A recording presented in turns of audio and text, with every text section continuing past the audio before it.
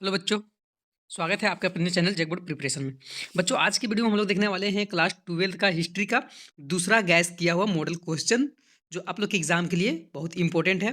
अगर आप लोग ऑब्जेक्टिव के नहीं देखे हैं तो ऑब्जेक्टिव के लिए 125 क्वेश्चन लगभग जो है कि जो क्वेश्चन बैंक से है ना, कि हर बार जो क्वेश्चन पूछा जाता था पिछले साल उससे पिछले साल जो भी क्वेश्चन पूछा है उसका स्पेशल एक वीडियो बनाया हुआ है। 125 क्वेश्चन होगा, उसको जाके देखिए। ऑब्जेक्टिव के लिए वहाँ से बहुत क्वेश्चन जो है आने वाले हैं। तो फिलहाल हम लोग अभी चालू करते हैं दूसरा मॉडल सेट गैस किया हुआ आप लोग के लिए। पहला इसमें है कि 6 का आंसर देना रहेगा, है ना। 8 क्वेश्चन रहेगा, 8 में से आप लोग का 6 का ही आंसर देना है। यहाँ तो 8 का हम आंसर बताएंगे, लेकिन आप लोग को 6 का जो अच्छा लगे, जो आपको मतलब जिसका आंसर आप लोग जानते हो उसका देना है। पहला क्वेश्चन है कि महाभारत की विषय वस्तु को किन दो शीर्षक के अंतर्गत रखते हैं, है ना। महाभारत के जो विषय वस्तु को किन दो शीर्षकों के जो है अंतर्गत में रखते हैं। तो उत्तर है आख्यान तथा उपदेशात्मक, है ना। क्या है? आख्यान तथा उपदेशात्मक। अगला क्वेश्चन है कि कुदाल एवं हल किन लोगों के जीवन का प्रतीक माना जाता है। कुदाल जो है, जिसको हम लोग अपना झारखंड के लैंग्वेज में कोड़ी बोलते हैं ना, कोड़ी, है ना।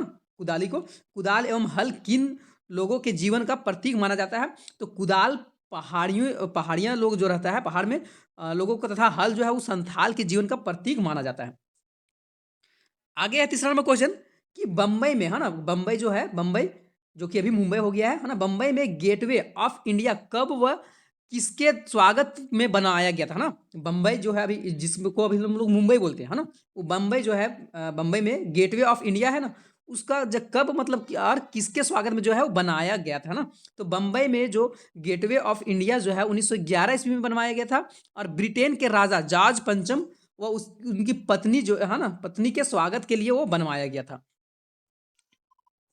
आगे क्वेश्चन है कि अमला क्या है। अमला जो होता है क्या होता है। तो ब्रिटिश औपनिवेशिक काल में राजस्व की एकत्रित करने के लिए जमींदार को जो है ना, जो अधिकारी गांव में जाता था उसे अमला कहा जाता था। फिर से एक बार हम लोग समझते हैं कि ब्रिटिश औपनिवेशिक समय, है ना, ब्रिटिश औपनिवेशिक काल में राजस्व एकत्र मतलब कर को एकत्रित करने के लिए जमींदार जो है ना, जमींदार के जो अधिकारी है और गांव में जाता था वो, और उसे ही क्या बोला जाता है, अमला कहा जाता था।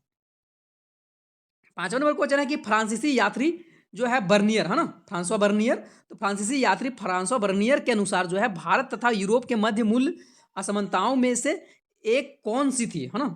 तो बर्नियर के अनुसार भारत में यूरोपी के जो विपरीत निजी भूस्वामित्व का सर्वथा जो है अभाव पाया जाता है। छठा नंबर क्वेश्चन है कि भारत के विभाजन को प्रेरित करने वाला दो कारण को बताना है ना। भारत के विभाजन, जो भारत का विभाजन हुआ उसके दो कारण बताना है कि किन किन कारण से जो है वो भारत का विभाजन हुआ।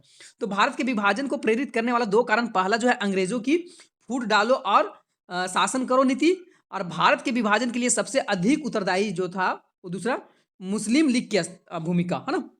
भारत का विभाजन के लिए दो कारण क्या था। तो पहला कारण था अंग्रेजों की, है ना, अंग्रेज के द्वारा जो है फूट डालो और शासन करो नीति लगाया था, है ना, वो सबसे अधिक उत्तरदायी था यहाँ भारत के विभाजन के लिए। और दूसरा जो था वो मुस्लिम लीग का भूमिका।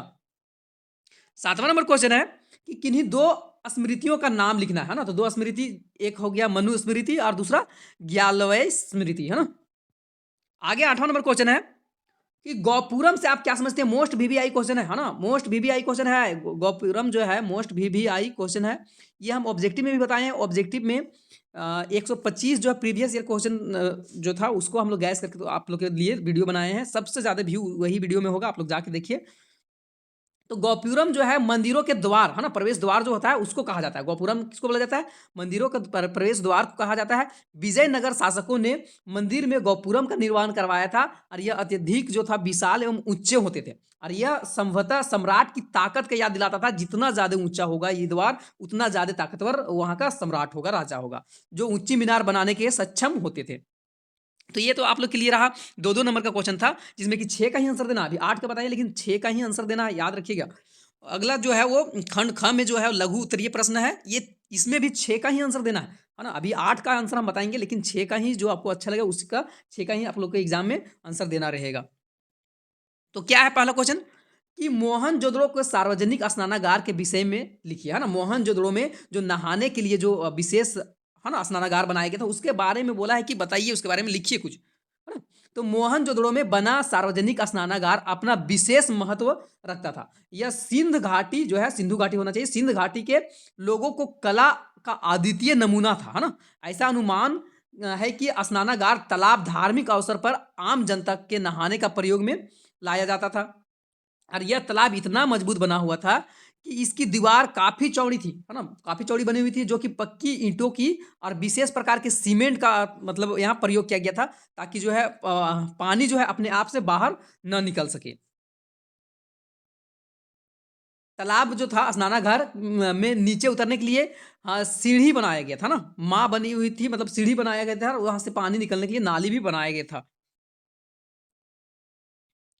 आगे क्वेश्चन है कि मौर्यकालीन इतिहास के प्रमुख स्रोत का संक्षिप्त वर्णन, मतलब मौर्य काल में क्या क्या हुआ था उसके बारे में संक्षिप्त में विवरण देने के लिए बोला गया है। क्वेश्चन में क्या बोला है कि मौर्यकालीन, है ना, मौर्य मौर्य वंश जानते हैं ना, तो मौर्य वंश के समय में जो भी चीजें बातें हुआ, मेन मेन था, उसका संक्षिप्त विवरण देना है।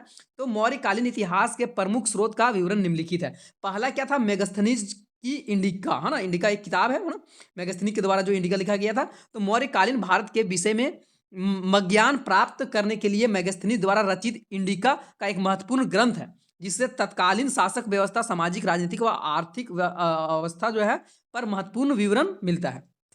उसी तरह से दूसरा जो है, कोटलिया के द्वारा अर्थशास्त्र लिखा गया था ना, कोटलिया का अर्थशास्त्र, कोटलिया जो था, है ना, चाणक्य कोटलिया का एक अर्थशास्त्री तत्कालीन जो था भारत के विभिन्न पहलुओं पर प्रकाश डालता है, जिसमें मौर्यों के बारे में वहां पता चलता है। उसका बाद है विशाख दत्त, है ना, मुद्राराक्ष। इस प्रमुख ग्रंथ में नंद का चंद्रगुप्त द्वारा नाश का वर्णन किया गया है। उसी तरह से जैन और बौद्ध साहित्य भी मिलता है, जैन और बौद्ध दोनों धर्मों का साहित्य में तत्कालीन समाज, राजनीतिक आदि की जानकारी भी प्राप्त होता है। उसके बाद अशोक के शिलालेख, है ना, स्थान स्थान पर अलग अशोक के शिलालेख, अशोक के द्वारा जो लिखवाया गया था शिलालेख, है ना, उसमें भी से मौर्यकालीन प्रशासन, धर्म, समाज, अर्थव्यवस्था आदि का प्रकाश पड़ता है। अगला क्वेश्चन है कि अशोक के धर्म, है ना, अशोक के धर्म मोस्ट वीवीआई क्वेश्चन है ना, अशोक के धर्म पर संक्षिप्त टिप्पणी लिखना है। अशोक के धर्म जो है ना, 8 धर्म लगभग था ना। तो धर्म संस्कृत शब्द जो है ना, धर्म जो है वो संस्कृत शब्द है, जिसका अर्थ होता है धर्म, प्राकृतिक स्वरूप है। अशोक ने इसका प्रयोग विस्तृत अर्थ में किया है। इसका विषय पर विद्वान के बीच में काफी मतभेद भी है। बहुत से विद्वान धर्म और बौद्ध धर्म में कोई फर्क नहीं मानते, है ना। अशोक का धर्म और बौद्ध धर्म, ये बहुत सा विद्वान जो है वो इसमें कोई अंतर नहीं मानते, बोलते कि एक ही है। प्रारंभ में ही यह जो है वो कह देना आवश्यक है कि धर्म और बौद्ध धर्म दोनों जो था वो अलग अलग बातें हैं, है ना। बहुत सारा लोग जो है वो नहीं मानते हैं कि बौद्ध धर्म और ये अशोक का धर्म अलग अलग है, लेकिन ये दोनों क्या है, अलग है ना। बौद्ध धर्म अशोक का व्यक्तित्व धर्म था, लेकिन उसने जिस धर्म की चर्चा की है ना, वो अपने अभिलेखों में की है, वह उसका सार्वजनिक धर्म तथा विभिन्न धर्मों का सार था। यह अलग अलग बात है कि बौद्ध धर्म में कई विशेषताएं भी उनमें मौजूद थी। अशोक ने अपने अभिलेखों में कई स्थान पर धम्म शब्द का भी प्रयोग किया है, किंतु भाबरू अभिलेख को छोड़कर जहां बुद्ध का जो धम्म है और संघ अब में अपना विश्वास प्रकट किया किया और उसने जो है वो कहीं भी धर्म का प्रयोग बौद्ध धर्म के लिए नहीं किया है। बौद्ध धर्म के लिए संदर्भ जो है वो संघ शब्द का प्रयोग किया जाता है। मतलब यहाँ सीधा सीधी बात है कि बौद्ध धर्म और अशोक का धर्म दोनों अलग है ना। बहुत कोई मानता है कि एक ही है, लेकिन एक नहीं है। अगला क्वेश्चन है, ये भी बहुत इंपॉर्टेंट क्वेश्चन है, भक्ति और सूफी आंदोलन एक दूसरे के पूरक थे, व्याख्या कीजिए ना। तो भारत में मध्यकाल में एक नवीन धार्मिक आंदोलन प्रारंभ हुआ। हिंदुओं के आंदोलन को भक्ति आंदोलन तथा मुसलमान के आंदोलन को सूफी आंदोलन कहा जाता है। यहाँ ध्यान दीजिएगा, है ना। भक्ति आंदोलन जो है वो हिंदू का जो है हिंदू के लिए था, और सूफी आंदोलन जो था वो मुस्लिम के लिए था। एक बात ध्यान से सुनिएगा कि भक्ति आंदोलन जो था वो किसके लिए था, हिंदू के लिए था, और सूफी आंदोलन जो था वो किसके लिए था, मुस्लिम के लिए था। तो यहाँ क्या बोला, भारत में मध्यकाल में एक नवीन धार्मिक आंदोलन प्रारंभ हुआ था। हिंदू आंदोलन को भक्ति आंदोलन कहा जाता है, और सूफी आंदोलन जो था वो मुस्लिम आंदोलन को सूफी आंदोलन कहते हैं। ये दोनों आंदोलन आम जनता पर अपना प्रभाव छोड़ने में सफल हुए। हालांकि रीति रिवाज में ये एक दूसरे को बिल्कुल भिन्न थे, किंतु बृहद दृष्टि से देखा जाए तो एक दूसरे के पूरक भी थे। दो समुदाय में एक साथ आंदोलन शुरू होना ही इस तथ्य के पूर्तिकर्ता और दोनों एक दूसरे के पूरक थे। उसी तरह से आगे भी है, इन आंदोलन के संतों ने धर्म का जटिलताओं को दूर करने के लिए उसे सभी के लिए भी सरल एवं सुलभ बना दिया था। भक्ति तथा सूफी दोनों ही आंदोलन ने स्थापित धार्मिक व्यवस्था पर कड़ा प्रहार किया था।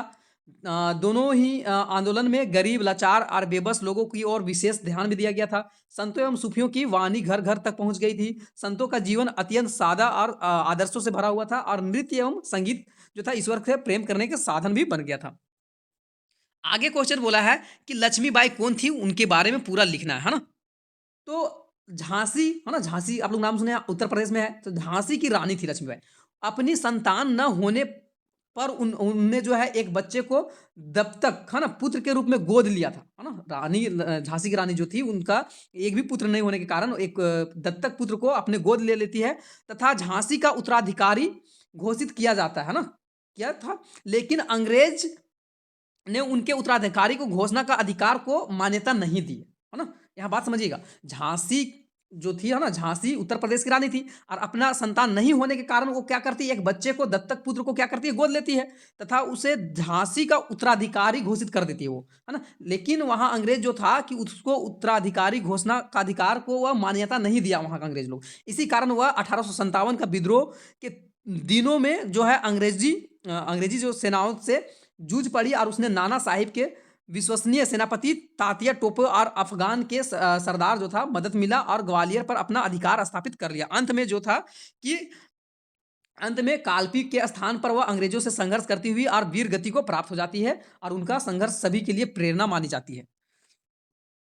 आगे बोला है कि महालबाड़ी व्यवस्था क्या है? महालबाड़ी व्यवस्था क्या है? वीवीआई क्वेश्चन है। जितना भी क्वेश्चन आप लोग को यहाँ दिया जा रहा है ना, आप लोग एग्जाम लिखिए, उसका बाद बताइएगा कि कितना इंपॉर्टेंट क्वेश्चन था, कौन क्वेश्चन आया। इसलिए वीडियो को पूरा देखिए। अभी भी और आप लोग के लिए 2 सेट और आएगा। मोस्ट वीवीआई क्वेश्चन, ये तो दूसरा सेट है, तीसरा चौथा 2 अभी और आएगा। चैनल में नए हैं तो चैनल सब्सक्राइब कर लीजिए। महालबाड़ी नामक भू व्यवस्था जमींदार व्यवस्था, अस्थाई व्यवस्था का ही संशोधित रूप था, है ना? महालबाड़ी क्या था? तो भू व्यवस्था, जमींदार व्यवस्था जो था ना, उसी का ही संशोधित रूप था। 1801 ईस्वी में अवध, है ना? अवध क्षेत्र तथा 1803 से 4 में मराठे अधिकृत प्रदेशों में लागू किया गया था। इस व्यवस्था के अंतर्गत प्रति खेत के आधार पर जो है ना, लगान नहीं निश्चित कर प्रत्येक महाल मतलब गांव के जागीर के आधार पर जो था वो निश्चय किया गया था। पूरा गांव सम्मिलित रूप से लगान चुकाने के लिए उत्तरदायी था और इस व्यवस्था में भूमि पर व्यक्ति का स्वामित्व नहीं रहता था बल्कि समस्त गांव का रहता था, इसलिए इसे महालबाड़ी व्यवस्था भी कहा जाता है। आगे क्वेश्चन है कि पूना पैक्ट, है ना? पूना पैक्ट क्या था? इससे महात्मा गांधी की भूमिका का परीक्षण कीजिए, है ना?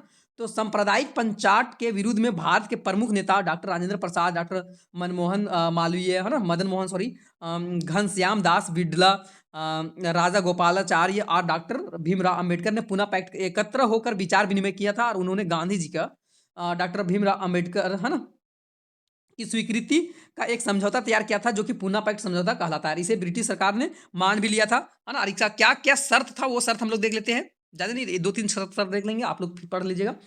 तो सांप्रदायिक पंचाट में दलित, तो है ना, दलित लोग के लिए प्रांतीय व्यवस्थापिका सभाओं में सभी राजा जो है ना, राज्यों में निर्धारित 71 स्थान को बढ़ाकर 148 कर दिया गया था और संयुक्त चुनाव प्रणाली की व्यवस्था की गई थी। दलित के लिए चुनाव क्षेत्र का व्यवस्था जो था समाप्त कर दिया गया था। स्थानीय संस्थाओं और सार्वजनिक सेवाओं के दलित के लिए उचित प्रतिनिधित्व का निश्चय भी किया गया था। उसी तरह से दलित की शिक्षा के लिए आर्थिक सहायता का सिफारिश भी किया गया था। इस तरह से देख लीजिएगा आप लोग आगे। आगे बोला है कि भारत का संविधान 26 जनवरी 1950 को ही लागू किया गया था। क्यों? है ना? तो भारत का संविधान 26 नवंबर 1949 को ही बनकर तैयार हो गया था, परंतु उसे लागू कब किया गया? 26 जनवरी 1950 को लागू किया गया। इसका एक कारण था कि पंडित जवाहरलाल नेहरू ने कांग्रेस को, है ना, कांग्रेस के दिसंबर 1929 के लाहौर अधिवेशन में पूर्ण स्वतंत्रता की मांग प्रस्ताव पास कराया था और 26 जनवरी 1930 का दिन जो था वो प्रथम स्वतंत्रता दिवस के रूप में आज़ादी से पूर्व ही मनाया गया था। इसके बाद में कांग्रेस ने हर वर्ष 26 जनवरी का ही दिन जो था इसी रूप में मनाया था। इसी पवित्र दिवस के याद जो है ना ताजा रखने के लिए जो है संविधान सभा में 26 जनवरी 1950 को संविधान लागू किया गया था। आगे जो क्वेश्चन है इसका 4 का आंसर देना है। आप लोग का 5 क्वेश्चन रहेगा लेकिन 4 का आंसर देना है, दीर्घ है। बोला है हड़प्पा सभ्यता में लोग अपने जीवन निर्वाह के लिए क्या करते थे? मोस्ट वीवीआई क्वेश्चन है। जितना भी क्वेश्चन बताया जा रहा है आप लोग के लिए मोस्ट वीवीआई क्वेश्चन है ना? अगर ये सब क्वेश्चन नहीं आता है तो आप एग्ज़ाम लिखने के बाद आके आप वीडियो के नीचे आप कमेंट करके बता दीजिएगा कि नहीं आया सो। तो हड़प्पा सभ्यता के लोग अपने जीवन निर्वाह के लिए क्या करते थे, है ना? तो कृषि करते थे, पशुपालन करते थे। जीवन निर्वाह मतलब जीने के लिए क्या करते थे वो चीज़, है ना? तो कृषि करते थे, पशुपालन करते थे, शिल्प उद्योग तथा व्यापार हड़प्पावासी के प्रमुख व्यवसाय थे ये सब। प्राप्त साक्ष्य जो वहां से सबूत मिला है ना? से ज्ञात होता है कि ग्रामीण स्थल पर लकड़ी से बने हल तथा बैलों के एवं ऊंटों की सहायता से विस्तृत पैमाने पर खेती भी करते थे। खेती किस चीज का करते थे? गेहूं, जौ, चना, धान, तिल, बाजरा, सरसों, राई, कपास, विभिन्न चीज़ों का क्या करते थे? खेती भी करते थे। प्रमाण ये सब मिला है। कोई तो देखने नहीं गया बल्कि प्रमाण मिला है ये सब, है ना? एक साथ 2 फसलें भी उगाते थे, है ना? तथा अनाजों का कूटने और पीसने के भी कार्य करते थे। है ना? और क्या करते थे? तो विभिन्न स्थल से उत्खनन से मतलब उत्खनन जब हुआ वहाँ से प्राप्त पशुओं का हड्डी पे प्रमाण भी मिला है। पशुपालन भी करते थे। पशुओं की कृषि का बोझा ढोने के गाड़ी खींचने के लिए कार्य में भी लगाया जाता था। कहीं-कहीं जंगली जानवर के हड्डियाँ का प्रमाण मिला है मतलब शिकार भी करते थे। इस तरह से है ना हड़प्पा नगर में जो था वो शिल्प का उद्योग का केंद्र था। धातु, मिट्टी, पत्थर, है ना, लकड़ी ऐसे बहुत सारा चीज़ जो था वहाँ से मिला है। मुहरे मिला है, सोना, चांदी, दर्पण, आभूषण, मूर्ति ये सब चीज़ें वहाँ से मिला था। और क्या करते थे, है ना? तो कपास की खेती जो है सिंधु क्षेत्र में बड़े पैमाने में भी किया जाता था। इस क्षेत्र में लोग सूत काटने, वस्त्र बुनने, सीने, रंगने तथा छापने के भी कार्य करते थे। नगर में मकान एवं भवन के निर्माण के प्रमुख व्यवसाय था, है ना? गृह आवास उसकी दीवारें जो था, दरवाजा, सीढ़ियाँ ये सब चीज़ बनाया जाता था। अगला क्वेश्चन है जो है कि वर्धमान महावीर की जीवनी तथा उपदेश का विवेचना करना है ना? तो वर्धमान महावीर ने जैन दर्शनों के एक धर्म के रूप में विकसित किया है। हाँ, वे जो है जैन धर्म के 24वें तीर्थकर और अंतिम तीर्थकर माने जाते हैं महावीर जैन, है ना? जैन धर्म का उनका जन्म जो था वो कुंडग्राम वैशाली में हुआ था। एक संपन्न क्षत्रिय परिवार में 540 ईसा पूर्व में हुआ था। आरंभ में ही वे गंभीर स्वभाव के थे और सभी कष्टों को दूर करना चाहते थे। इसलिए वो 30 वर्ष की आयु में ही अपना परिवार को छोड़कर वे क्या बन गए थे? सन्यासी बन गए थे और उन्होंने 12 वर्ष तक, है ना, कठोर तपस्या कर ज्ञान की भी प्राप्ति किए थे और ऐसे माने जाते हैं कि तपस्या के कारण उन्होंने अपनी इंद्रियों पर नियंत्रण हो गया था। इसी कारण से उन्हें जिन भी कहा गया है ना? उन्हें अहर्त तथा निग्रंथ भी कहा जाता है। महावीर का नाम उसके पराक्रम के कारण मिला था और ज्ञान प्राप्ति के बाद उन्होंने भ्रमण कर लोगों को अपने उपदेश भी दिए और उन्हें समर्थक राजा वहाँ कई राजा भी हुए जैसे कि मगध में का बिंबिसार हो गया, है ना? उनके उपदेश के मानने वाले जैन कहलाए। इसी प्रकार महावीर जैन ने जो थे, है ना, जैन धर्म का विकसित किया 468 ईस्वी पूर्व में, है ना? ईसा पूर्व मतलब ईसा मसीह के जन्म से पहले पावापुरी में भी स्वर्ग सिधार गए थे। अच्छा, महावीर का उपदेश क्या-क्या था, है ना? क्या कहते थे महावीर? तो महावीर सांसारिक कष्टों के मुक्ति पाने की शिक्षा दी है। उनके अनुसार मृत्यु का तथा धन का लालच सभी दुखों का कारण है ना? जो व्यक्ति धन और मृत्यु का लालच करेगा, वही उसका पूरा दुःख का कारण बनेगा और दुःख को त्याग तथा तपस्या से दूर किया जा सकता है। कष्टों से बचने के लिए उन्होंने 5 महाव्रत भी बोले हैं। सत्य, अहिंसा, अपरिग्रह और ब्रह्मचार्य का पालन करने के लिए कहा था। उन्होंने 18 पापों जैसे कि क्रोध, लोभ, छल, कपट, ईर्ष्या आदि को भी त्यागने की शिक्षा दी थी। निर्वाण प्राप्ति के लिए उन्होंने 3 रत्नों के समैक्य दर्शन, सम्यक ज्ञान और सम्यक चरित्र जो था पालन करने का उपदेश भी दिया है। आगे क्वेश्चन है कि विजयनगर, है ना? विजयनगर के आर्थिक स्रोत क्या थे? इनको विकसित करने के राज्य कहाँ तक सहायक था ना? तो विजयनगर की मुख्य आर्थिक स्रोत कृषि थी। इसके अतिरिक्त उद्योग के विभिन्न व्यवसाय तथा व्यापार भी विजयनगर के प्रमुख आर्थिक स्रोत थे। इन सभी स्रोतों को विकसित करने में राज्य जो था पूरा सहयोग देता था और राज्य की तरफ से बंजर और व्यर्थ भूमि को कृषि योग बनाया गया था। वर्ष में भी जो है ना, वर्ष में 2-3 फसल भी उपजाने की व्यवस्था की गई थी। विभिन्न अनाजों का अलावा गरम मसाला, नारियल, नील तथा कपास की खेती भी किया जाता था। राज्य की सरकार ने बांध और तालाब आदि बनवाकर सिंचाई व्यवस्था भी किया था। पहले की अपेक्षा इस समय भू स्वामित्व के जो विस्तार था वो काफ़ी बढ़ गया था। इधर देख लीजिएगा, वीडियो लंबा हो जाएगा इसलिए थोड़ा-सा छोड़ दे रहे हैं। अगला क्वेश्चन है कि असहयोग आंदोलन, है ना? असहयोग आंदोलन के कारण तथा परिणाम को विवेचना करना है। तो प्रथम विश्व युद्ध के दौरान भारत में अंग्रेजी साम्राज्यवादी नीति का विरोध अत्यधिक बढ़ गया था और भारत में क्रांतिकारी गतिविधियां भी बढ़ गई थी। इसको रोकने के लिए सरकार ने रॉलेट एक्ट पारित कर दिया था और यह एक दमनकारी कानून था, है ना? जिसका गांधी जी के नेतृत्व में लोगों ने विरोध भी किया और आंदोलन भी किया था। और इस काला कानून के विरुद्ध में लोगों के जहां तहां विरोध सभाएं, हड़ताल तथा प्रदर्शन भी किए थे। सरकार ने इनको सबको गोलियां चलाकर दबाया गया था और अमृतसर के जालियांवाला बाग में प्रदर्शनकारी जो था पर जनरल डायर ने भी गोलियां बरसाकर अनेक लोगों को मार डाला था और कई लोगों को भी घायल हो गया था। इसकी प्रतिक्रिया में भीड़ ने सरकारी भवन, डाकघर, बैंक में आग लगा दी थी, है ना? ऐसी स्थिति से गांधी जी असहयोग आंदोलन आरंभ किए थे।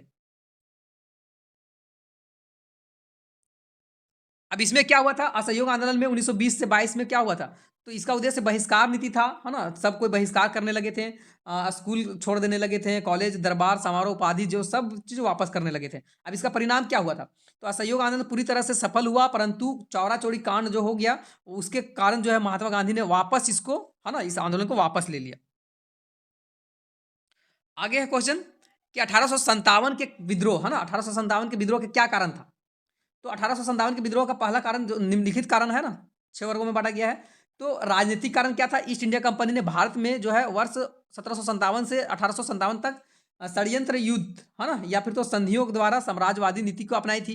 क्लाइव और कॉर्नवालिस, है ना, हार्डिस आदि गवर्नर जनरलों ने युद्ध नीति द्वारा तथा वैलेंसी और डलहौजी क्रमशः जो है सहायक संधि तथा गोद जो है निषेध नीति तथा भारतीय नरेशों पर क्या कर दिया था? कुशासन का आरोप लगाकर कंपनी शासन का विस्तार किया था। आर्थिक कारण क्या था? तो 1757 और 1857 तक अंग्रेजों ने जो था वो भारत के कृषि उद्योग, व्यापार, भू राजस्व प्रणाली पर अपना पूर्ण अधिकार स्थापित कर लिया था। सामाजिक कारण क्या था? कि अंग्रेजों ने भारत में रंगभेद नीति को अपना लिया था। उसके भारतीय को जंगली, है ना, तथा असभ्य समझा गया और उनमें सामाजिक संपर्क नहीं रखा गया। धार्मिक नीति क्या था? तो ईसाई मिशनरियों ने हिंदू और इस्लाम धर्मों को अंधविश्वास पर आधारित था ना बताकर उनकी आलोचना भी किया। उसने लोगों को धर्म परिवर्तन करने के लिए प्रेरित किया, है ना। ईसाई धर्म अपनाने वाले भारतीयों को अनेक सुविधाएं भी दिया गया। सैनिक कारण क्या था? तो अंग्रेजों ने भारतीय सैनिक की सहायता से भारत में अपना शासन स्थापित कर लिया, परंतु सैनिक ने कई बातों को लेकर असंतोष भी था। ये सब बहुत कारण था। नेक्स्ट लास्ट क्वेश्चन है कि अस्थायी बंदोबस्ती, है ना। अस्थायी बंदोबस्त से आप क्या समझते हैं? इसके लाभ एवं हानि को बताना है ना। तो कॉर्नवालिस ने 1790 ईस्वी में यह योजना पेश की थी। जमींदारों को भूस्वामी स्वीकार कर निश्चित लगान को बदलने का निश्चय अवधि के लिए उन्हें जमीन जो था दे दी जाए, है ना। संचालकों की अनुमति से 1790 में जो था ये बंगाल के जमींदार के साथ में 10 साला प्रबंध स्थापित किया गया था। बाद में इसको 1793 में बंगाल और बिहार इस व्यवस्था को चिर स्थायी व्यवस्था में या फिर तो अस्थायी व्यवस्था जो था के नाम से घोषित कर दिया गया था। ये सब देख लीजिएगा। अच्छा, आगे बताते हैं, थोड़ा सा यहीं है।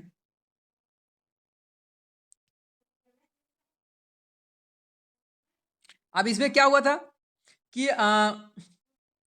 इस व्यवस्था के अनुसार जमींदार भूस्वामी बन गए थे और उनका अधिकार पैतृक हो गया था। किसान की स्थिति रैयत मात्र रह गई थी। उनकी भूमि संबंधी तथा अन्य परंपरागत अधिकार छीन लिया गया था। जमींदार के विस्तृत अवधि के भीतर ही वसूल लिए गए थे। लगान को जो था 10/11 हिस्सा कंपनी को देना पड़ता था। मतलब 11 हिस्सा में 10 हिस्सा कंपनी को दिया जाता था और 1/11 हिस्सा जो था, है ना, 11 हिस्सा में 10 हिस्सा कंपनी को दे दिया और एक हिस्सा अपने पास रखता था। तो आप बताओ कि कौन ऐसा आदमी है कि 11 हिस्सा में 10 हिस्सा कंपनी को दे देगा और अपना पास एक हिस्सा रखेगा? तो इस वजह से ये सारी चीजें हुआ।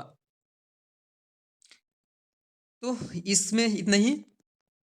नेक्स्ट अगला वीडियो में देखते हैं।